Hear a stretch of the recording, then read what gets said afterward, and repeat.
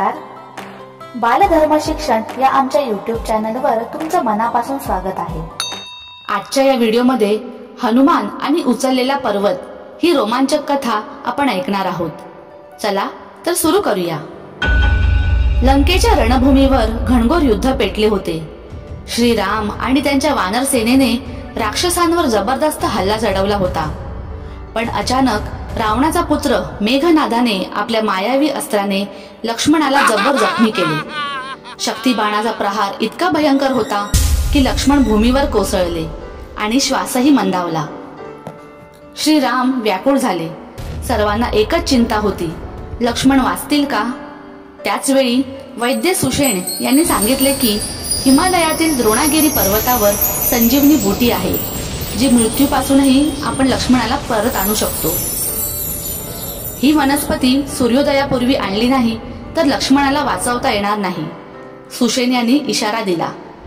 हनुमानाने श्रीरामाकडे पाहिले आणि ठाम आवाजात म्हणाले, प्रभू, काळजी करू नका, मी त्वरित ही बुटी आणतो.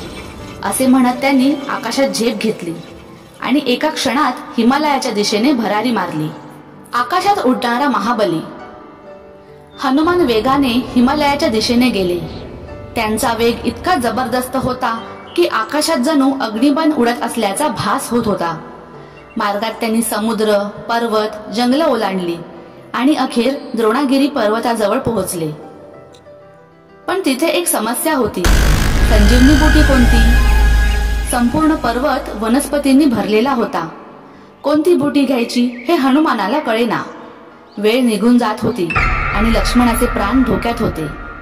महाबली हनुमानाची अफाट शक्ती. तेव्हा हनुमानाने आपल्या अमर्याद शक्तीचा उपयोग केला. जर मला संजीवनी ओळखता येत नसेल तर मी संपूर्ण पर्वतच घेऊन जातो. त्यांनी गर्जना केली आणि एका क्षणात द्रोणागिरी पर्वताची मुळासकट उचल केली.